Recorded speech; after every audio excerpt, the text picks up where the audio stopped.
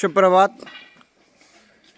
दिनांक 18 नवंबर प्रातःकाल जयंती माता मंदिर आश्रम से यात्रा प्रस्थान कर अपने 45वें दिन में नामनपुर की ओर यात्रा बढ़ती हुई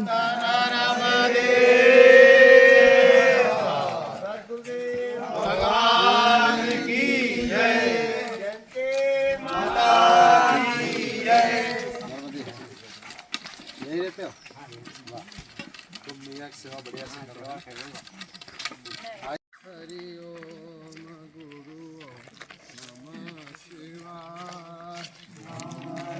हरि ओम नमः शिवाय। ओम नमः शिवाय। ओम नमः शिवाय। ओम नमः शिवाय।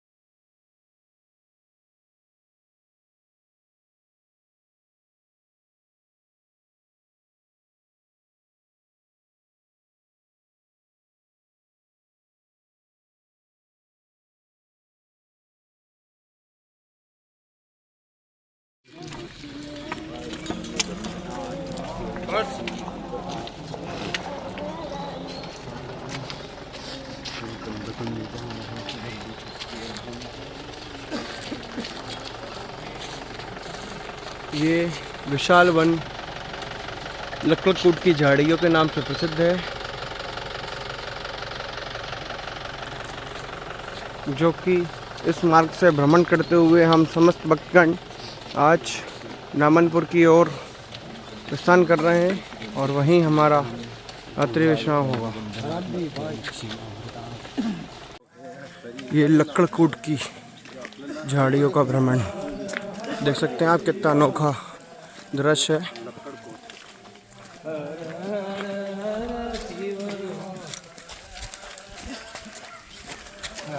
हर हर शिव।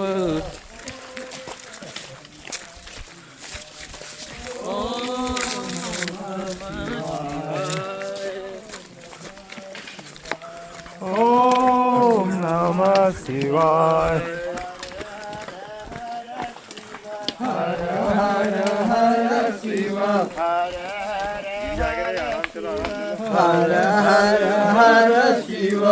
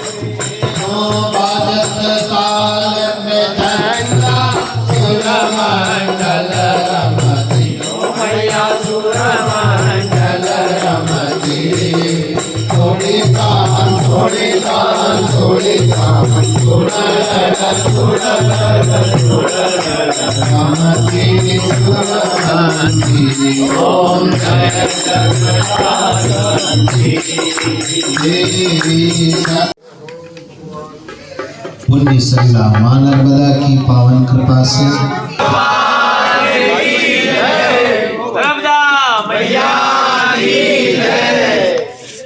पुण्य सलिला मां नर्मदा की पावन कृपा से ये पुण्य मां नर्मदा की पावन गोद में और आज हमारे भाई दिनेश भाई दोनों का अर्थ हम निकालने अगर जाए तो ज्योति से भी प्रकाश होता है और रात्रि के तिमिर को मिटाने के लिए इस प्रातः काल दिनेश ज्योति रात में प्रकट होती है। तो यहाँ ज्योति और प्रकाश दोनों हैं। भगवान इनका परम मंगल करें। जिस प्रकार से नित्य इनकी साधु सेवा में प्रीति बनी रहती है और मन मां नर्मदा के चरणों में अविरल जिससे मां की धारा निरंतर बहती रहती है। ये मंडलेश्वर से मंडलेश्वर लोगों को पकड़ लेते हैं। हम महेश्वर से आ रहे थे और मंडलेश्वर में प्रवेश हो रहे थे तो इनके मन में भाव ऐसा आया।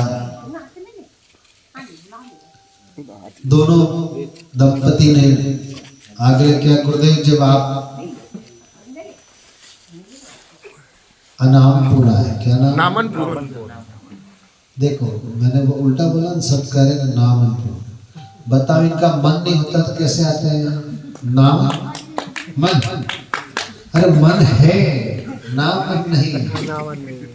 बिना मन से नहीं है, हम मन से आए हैं और मन से ही आप लोगों ने बुलाई है मैया को।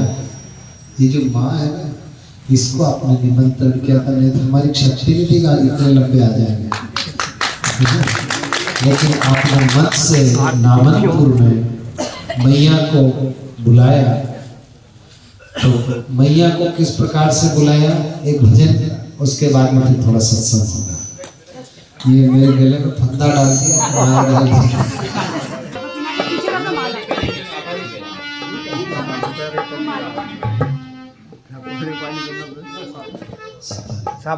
मालवा मालवा आ गया।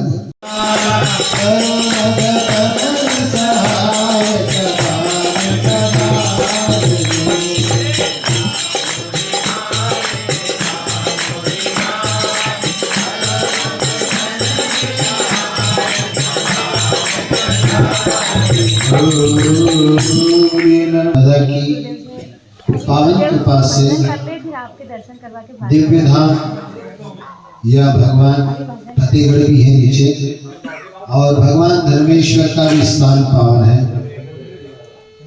जिस माँ की कृपा से आज हम लोग 45वें दिवस में नामनपुर पहुंच करके सायंकाल की माँ संध्या आरती हुई माता की, और महाआरती के बाद में सायंकाल नित्य सत्संग होता है। एक महापुरुष ने बड़ी सुंदर बात कही,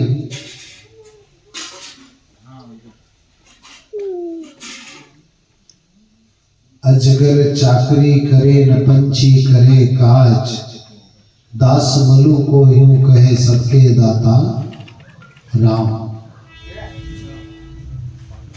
सबके दाता राम है, लेकिन दाता फिर परीक्षा लेते हैं। मनुदास ने जब कहा कि सबको भगवान देता तो मैं ऐसी जगह चला जाऊंगा, ऐसी जगह जा करके मैं देखता हूं क्या भगवान खाने को देते हैं। पहुंच गई घोर जंगल में। हो सकता है कि वो लक्कड़कोट जैसी झाड़ी थी और वहां एक वृक्ष के ऊपर जाकर बैठ गए। विचार किया कि बड़ा पीपल का बड़ा झाड़ था। विचार किया कि यहाँ जो है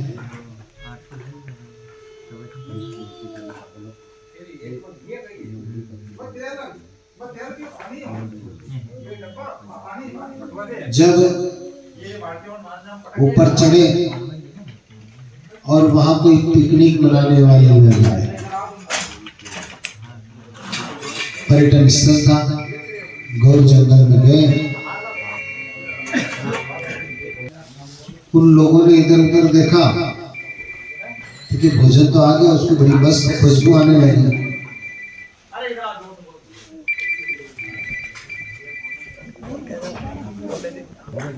जब इधर उधर देखा उन्होंने और ऊपर जैसे देखा उन्होंने और इससे जोर से हंस पड़े कि भोजन तो दे दिया लेकिन मुंह में रहेगा जब मान। अब वो बेचारे पिकनिक मनाने जोर से हंसा तो वो समझे कोई प्रेत है। वो सब भोजन वही छोड़ करके सब लोग भाग गए। जब भाग गए तो उसी मार्ग से कुछ चोर लोग चोरी करने की नियत से आ रहे थे। चोरों ने देखा कि भोजन गरम गरम है और गरम गरम सब भोजन तो बोले गरम गरम है, लेकिन इसको भोजन को लाने वाला कोई दिखाई नहीं देता है। चोरों के मन में शंका हो सकता है इसमें विष मिला होगा। अब चोरों ने क्या करा, इधर उधर देखा कोई दिखाई नहीं दिया। ऊपर को देखा, ये ऊपर बैठा हुआ। उसने कहा ये इसी ने कोई जहर मिला करके अपने को देख लिया होगा, जहर मिला करके नीचे रख दिया कि ऊपर बैठ गया, इसको उतारो नीचे। सब चोरों ने मिल करके उसको नीचे उतारा। वो नीचे नहीं उतरे, बोले उतरना पड़ेगा। एक दूसरे पत्थर मारने लगे, बड़ी मुश्किल से नीचे उतरे। नीचे उतर करके जब उन्होंने देखा कि चल भोजन खा, बोले नहीं खाऊं।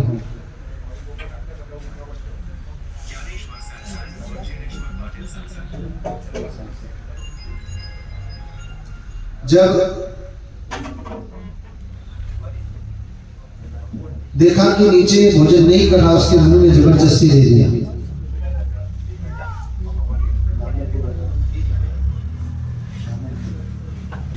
जब उन्होंने देखा कि नहीं मान रहा तो जबरदस्ती मुंह में दिया। वो जोर से बोलने लगा हे हे हे। जब 3 बार हे बोला तो चोर लोग समझे कि इसमें विष है। और जो विष चोरों को लगा विष है और ये कह रहे कि परमात्मा है जो सबको देता है, उसने मुझे भी यहाँ जंगल में आकर के दिया। और जब मैंने संकल्प कर लिया कि मेरे मुंह में देगा जब भी मानूंगा, और भगवान ने मेरे मुंह में प्रसाद दिया। मैंने परमात्मा है, ये भगवान है, इस भाव को जो प्रकट हुआ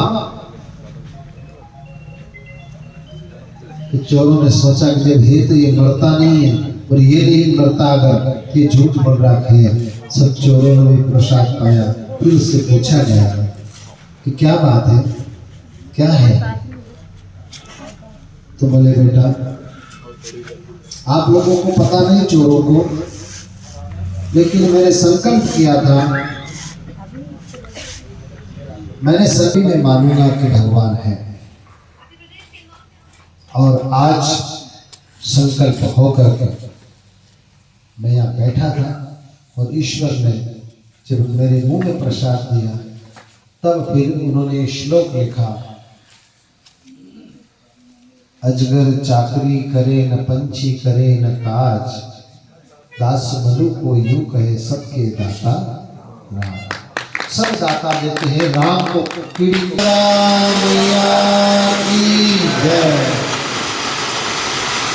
और निरंतर इसी प्रकार से पुण्य मां नर्मदा की गोद में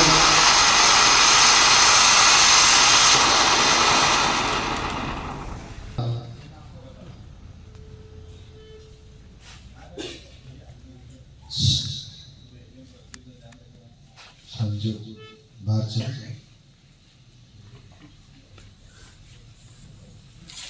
जब जीवन में हम सब कुछ जगह से हार जाते हैं तब व्यक्ति सोचता है कि भगवान अब तो तू ही है।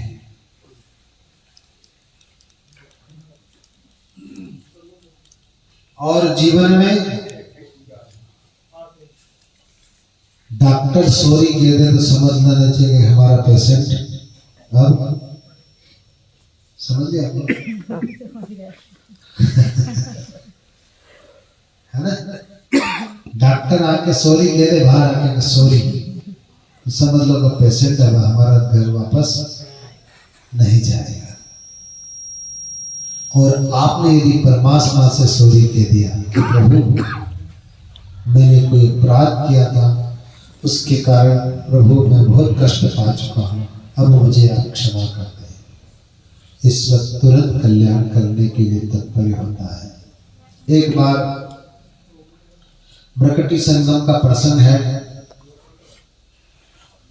पुण्य सलीला मां नर्मदा की गोद में एक बांस की झाड़ी सुंदर थी।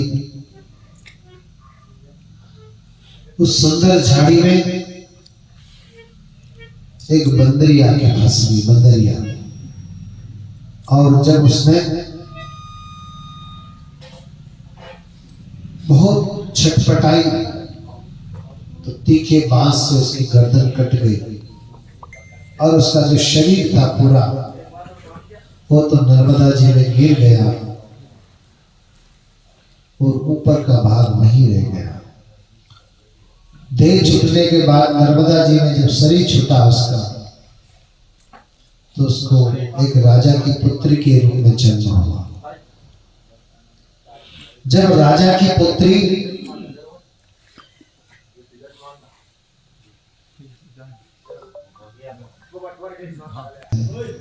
इधर उधर में जन्म हुआ, सुंदर दिव्य देह मिली, लेकिन उसका मुखार भी जो था वो बंदर जैसा, पूरा मुंह बंदर जैसा दिखाई दे, बाकी सुंदर रूप। एक दिन मुंह ढका हुआ था। एक राजकुमार ने उसको देखा, बड़ा मोहित हुआ कि बड़ी सुंदरी स्त्री है, मैं इसके साथ विवाह करूंगा। माता पिता ने भी यश कर लिया और उसका विवाह उस राजकुमार के साथ कर दिया गया। लेकिन विवाह के पश्चात जब राजकुमार ने उसका मुखारबिंद देखा तो बार बार मन में पछताने लगा। लेकिन एक दिन वो शिकार खेलने के लिए जो वन में गया वो राजकुमारी भी पीछे पीछे चली गई। घूमते घूमते राजकुमार जब शिकार कर रहे थे और उसके मन में आया कि ये स्थान तो कुछ जाना पहचाना लगता है। वही मरकटी संगम के समीप पहुंच गई। पहुंच करके उसको पूर्व जन्म की स्मृति आ गई। उसने देखा हो इस बांस की झाड़ी में तो कभी मेरा बंदर का देह जो था वो पूरा हो गया था। उसने ऊपर की ओर देखा, आइए ऊपर की ओर देखा तो उस बंदर के देह को देख करके उसके मन में बड़ी ग्लानि हुई। बड़ी मुश्किल से उसने यत्न करके उस सूखी हुई चमड़ी वमड़ी तो सब सूख चुकी थी, हड्डी वो ढांचा था, उसको उतार करके झाड़ से और दिव्य धारा नर्मदा जी के जल में उसको प्रवाह कर दिया। और जैसे ही जल प्रवाह में उसकी हस्ती प्रवेश हुई नर्मदा जी में, और जो इसका मुख बंदर का था वो सुंदरता की ओर बढ़ गया और दिव्य देह धारण करके जब सुंदर राजकुमारी बन गई। जब राजकुमारी का मुख उस राजकुमार ने देखा, उसने कहा मेरी पत्नी तो ऐसी नहीं थी, ये कहाँ से आई? पर उसने पूरा वृतांत का, स्वामी मेरा पूर्व जन्म एक वानरी का था और इसी दिव्य धाम में मेरा देह छूटा था और पुण्य सल्ला माँ नर्मदा की कृपा से मुझे दिव्य देह मिली थी, लेकिन मेरा जो मुख था वो वही उलझने के कारण मुझे मुख जो है बंदर का मिला और पूरा शरीर जो है मेरा सुंदरता को प्राप्त हुआ था। आज पुण्य सल्ला माँ नर्मदा की दिव्य धारा में उस बची हुई हस्ती को प्रवेश करने से मुझे सुंदर देह मिली है। मैं आपकी ही प्रिया वही राजकुमारी हूँ जिससे आपने मेरा साथ विवाह किया था।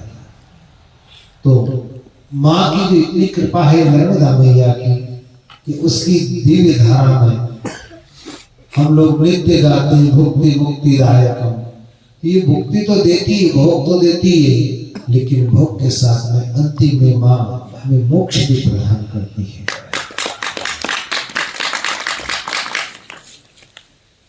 एक बार मन में संकल्प विकल्प होते रहते हैं।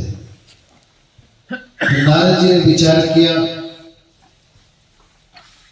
कि मुझे साधना करनी चाहिए। नारद जी हिमालय में पहुंच गए। जब नारद जी ने विचार किया कि तप करना चाहिए, हिमालय की गोद में जहाँ भगवान शंकर ने तप किया था उसी क्षेत्र में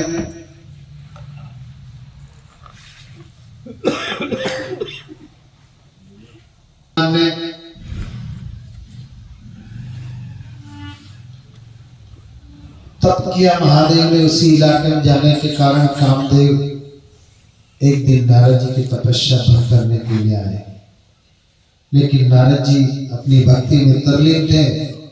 काम ने कहा कि नारद जी आपकी विजय हुई, मैं पराजय हो गया आपसे। इतने कामदेव का कहना था और नारद जी ने तपस्या छोड़ करके भगवान महादेव के पास पहुंच गए। भगवान महादेव ने पूछा, कहो देव ऋषि आज कैसे आगमन हुआ, आप ठीक है ना?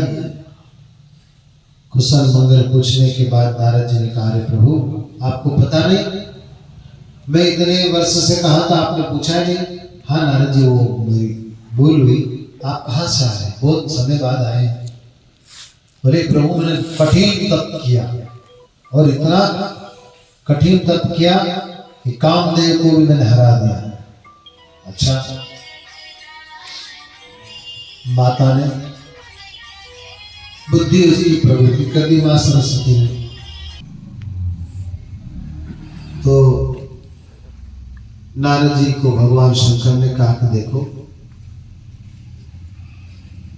मेरे को ये बात बताइए, आप भगवान विष्णु को मत बताना। अब नारद जी को लगा कि शंकर भगवान को मेरी तपस्या प्रिय रास नहीं आई, इसलिए कह रहे हैं कि जो है आप भगवान विष्णु को मत कहना। भगवान विष्णु तो घटघटवासी है, सब जानते सब है। तो महादेव के पास से नारद जी चले और नारद जी ने जाकर के महादेव को प्रणाम किया और विष्णु भगवान के पास पहुंच गए। श्रीमन्नारायण नारायण नारायण श्रीमन्नारायण हरि नारायण लक्ष्मी नारायण हरि नारायण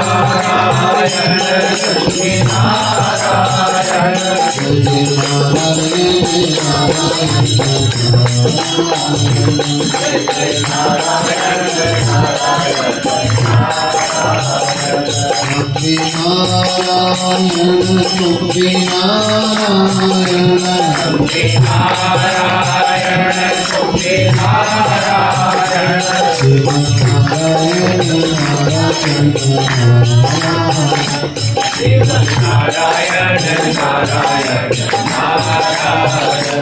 लक्ष्मी नारायण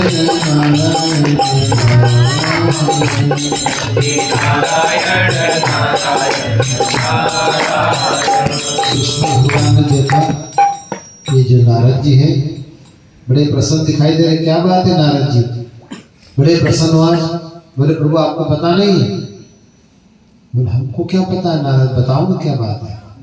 अरे प्रभु अभी अभी मैं कैलाश गया था और भगवान भोलेनाथ से मिल करके आया और मैंने जो है तपस्या के अंदर कामदेव को परास्त कर दिया प्रभु, काम विजेता हो गया। अच्छा फिर बोले भोलेनाथ के पास गया ना, भोलेनाथ ने कह दिया कि भगवान विष्णु के सामने मत बोलना तो, लेकिन प्रभु आपका शिष्य हूं, कैसे नहीं बोलूं? आपकी कृपा से ही मैंने कामदेव के ऊपर विजय पा ली। भगवान विष्णु ने नारद जी को तो कुछ कहा नहीं, लेकिन मन में विचार किया कि इतना भक्त बड़ा प्रेमी है और इतनी रात दिन भजन करता है, लेकिन अंदर जो है अहंकार का बीज आ गया है। इस बीज को अभी मिटा देना चाहिए, नहीं तो ये बड़ा अंकुर से जब वृक्ष का रूप धारण कर लेगा तो इसको काटना मुश्किल पड़ेगा। अच्छा प्रभु मैं चलो? भगवान ने कहा ठीक है नारद जी, और आना पधारना। जी प्रभु। मन में विचार करते करते नारद जी जा रहे हैं। भ्रमण करते करते मृत्यु लोक में एक सुंदर नगरी है, उसमें विश्वजीत नाम के एक राजा है, उनकी कन्या है विश्वमोहिनी। भगवान की कृपा से भगवान ने माया रची। विश्वमोहिनी इतनी सुंदर थी, नारद जी को देख करके राजा विश्वजीत ने प्रणाम किया। प्रणाम करने के बाद में नारद जी से कहा कि देव ऋषि मेरी पुत्री बड़ी सुशील है, लेकिन इसका हाथ देख के बताइए आप इसके वर कौन सा अच्छा होगा, इसके योग्य कौन सा वर अच्छा होगा। नारद जी ने उस कन्या का हाथ जब अपने हाथ में दिया, और जो नारद जी कुछ दिन पहले कह रहे थे कि मैंने काम को जीत लिया है, भगवान की माया के वशीभूत होकर के कामदेव के बाण उनको पीड़ित करने लगे। नारद जी ने विचार किया इतनी सुंदर कन्या, इसके साथ यदि मेरा विवाह हो जाए तो मेरा गृहस्थ जीवन भी बस जाएगा। और बुरी बात क्या है, सब भगवान के साथ में अपनी अपनी प्रिया है। अब नारद जी के मन में विचार आया। नारद जी ने विचार किया कि यूं तो मेरे को कोई ये कन्या देने वाले है नहीं, मैं कह दूं कि मेरे साथ विवाह कर दो। नारद जी थोड़ी दूर गए और विचार किया मैं कुंड में जाके आऊंगा, जब तक तो यहाँ दूसरे के साथ शादी हो जाएगी तो गड़बड़ हो जाएगी, क्या करना चाहिए? तो बोले हरि व्याप्त सर्वत्र समाना, प्रेम से प्रकट हो सो मैं जाना। भगवान तो सब जगह व्याप्त हैं, मैं प्रेम से परमात्मा को पुकारता हूँ, यही प्रकट हो जाएंगे। और भगवान विष्णु का चिंतन किया, भगवान विष्णु प्रकट हो गए। कहा कि देखो क्या चाहते हो महाराज?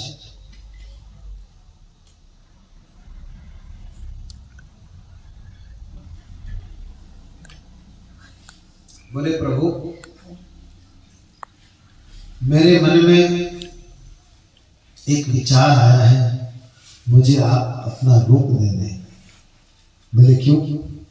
बोले अमुक राजा जो विश्वजीत है उसकी पुत्री का स्वयंवर हो रहा और मैं इससे विवाह करना चाहता हूँ, हरि तेरा रूप दे। और प्रभु जी इसमें मेरा हित है, ऐसा रूप दे दो। भगवान ने कहा ठीक है, तुम्हारा जिसमें हित होगा वही होगा।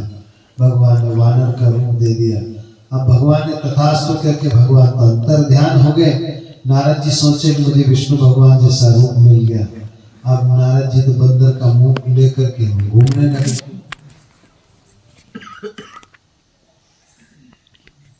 जब घूमते घूमते नारद जी विश्वजीत की सभा में पहुंच गए। राजकुमारी वरमाला लेकर के आई। नारद जी पहली पंगत में बैठ गए। अब सब लोगों को तो नारद जी दिख रहे हैं, लेकिन नारद जी स्वयं सोच रहे कि मैं तो विष्णु भगवान जैसा सुंदर हो गया। इधर उधर यत्र तत्र विचरण करने लगे।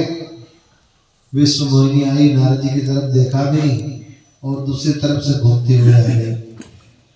किसी के गले में वरमाला तो नहीं डाली, लेकिन नारद जी ने सोचा शायद मेरे को इसने देखा नहीं, तो दूसरी जिस लाइन में आ रही थी उसकी लाइन के पहले नंबर पर बैठ गए नारद जी। वहां भगवान शिव के दो गण थे। दोनों जोर जोर से मुस्कुराने लगे, हंसने लगे। उन्होंने कहा कि बात क्या है, इतने जोर से हंस रहे कि मैं ज्यादा सुंदर लग रहा हूं क्या? तब तक परमात्मा ने ऐसी माया करी, भगवान स्वयं चतुर्भुज रूप धारण करके आए और वे भगवान को आते ही विश्व मोहिनी ने भगवान के गले में वरमाला डाल दी। वरमाला डालते ही भगवान लेकर के वहां से चले गए। अब नारद जी बड़े क्रोधित होने लगे। उनका विष्णु ने मुझे रोक नहीं दिया, कौन राजा था लेके चला गया। ऐसा क्रोध करते करते नारद जी की आंख बंद हो गई। जब वापस आंख खोली तो भगवान सामने और वो मोहिनी भी भगवान को बड़ी भली बुरी कहने लगे।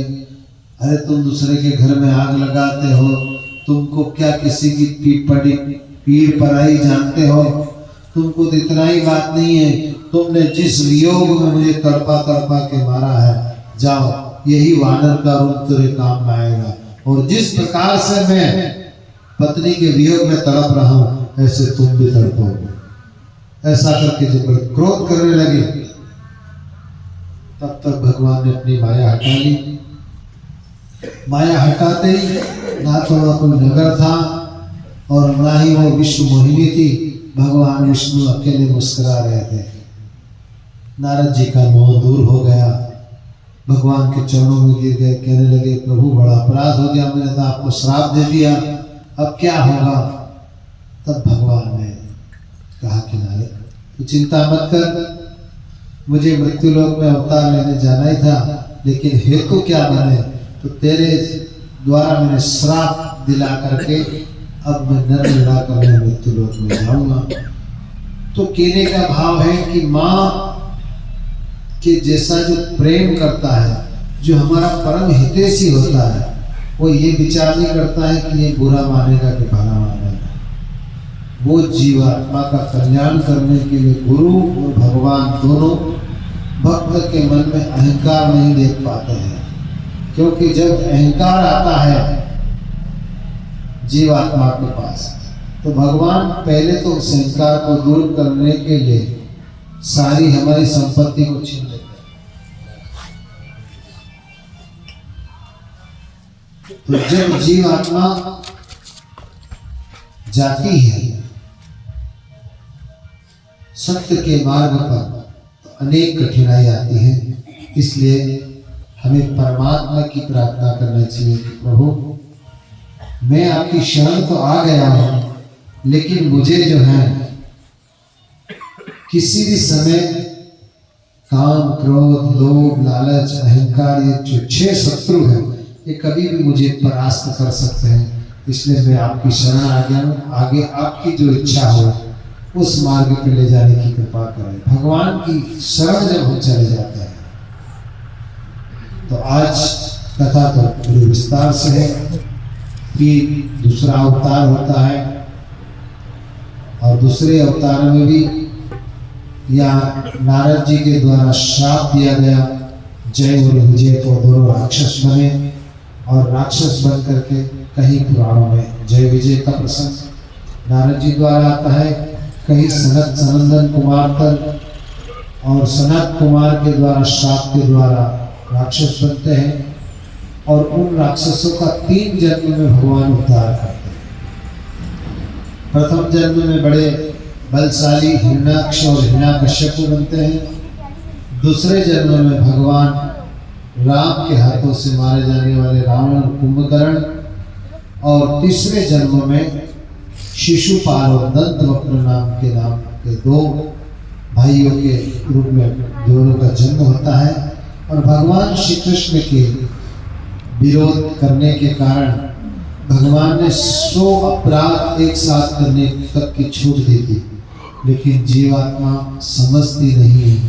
उन्होंने कहा 100 अपराध क्या करें, मैं 1000 अपराध भी करूं तो मेरा क्या कर लेगा। लेकिन भगवान श्री कृष्ण ने तो शिशुपाल की माँ को जो है वचन दिया था कि ये 100 अपराध करेगा, वहां तक मैं इसे क्षमा कर दूंगा। और अंतिम में भगवान ने जब 100 अपराध होने के बाद कहा शिशुपाल अब रुक जाओ, मैंने तुम्हारी माँ को जो वचन दिया था पूरा हो गया है। और नहीं मानते हैं, भगवान शिशुपाल का वध कर देते हैं और शिशुपाल की दिव्य शरीर में से ज्योति निकल के भगवान श्री कृष्ण की ज्योति में ज्योति समा जाती है। जैसे आज ज्योति ने आप सब लोगों को इस पंडाल में समा दिया। तो भगवान इतने कृपालु हैं। हरि अनंत हरि कथा अनंता, कहे सुनहि बहुविधि सब संता। हम नित्य कितनी सांस लेते हैं? क्या नाम है? 1000 सांस। राम भरोसे पटेल। राम भरोसे पटेल। तो राम के भरोसे तो बताओगे क्या? जो पूछे राम जाने। तो राम भरोसे हम नित्य 21,600 सांस लेते हैं। कितनी सांस? 21,600 सांस हम नित्य 24 घंटे में लेते हैं। तो इस 21,600 सांस का हमको हिसाब देना होता है। अब जीवात्मा कम से कम 80 करोड़ सांस जीवात्मा लेती है अपनी आयु के लगभग, लेकिन वो सांस पूरे नहीं होते हैं, उसके पहले ही शरीर चला जाता है। क्योंकि हमारा जो कर्म है, कर्म के कारण समय अवधि हमारी जल्दी पूरी हो जाती है। योगी लोगों की आयु बढ़ने का कारण यही होता है कि वो सांसों का उपयोग कम करते हैं। भगवान के चिंतन में बैठ जाएंगे आप तो आपका सांस छोटी हो जाएगी। जो 1 घंटे में हम सांस लेते हैं 916 सांस, उतनी सांस आप 1 घंटे में नहीं लेंगे। इसलिए 21,600 सांस का नित्य प्रत्येक जीव को अगर भजन के रूप में देखना है तो प्रातः काल स्नान करने के बाद में एक छोटा संकल्प कर लें कि हे प्रभु, आज जितनी में सांस लो वो अजपा गायत्री के रूप में गिनी जाए। अजपा गायत्री क्या है? नित्य हमारा जो जीवात्मा है ये सो करके हर सांस को अंदर लेता है और हम करके बाहर छोड़ता है। तो सोहम सोहम नित्य हमारा हंस जप करता रहता है। ये सोहम नाम की जो सांस है, सोहम कैसे होता है?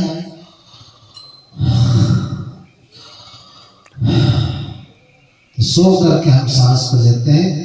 जब सो आवाज आती है, सांस छोड़ते हम करके आती है।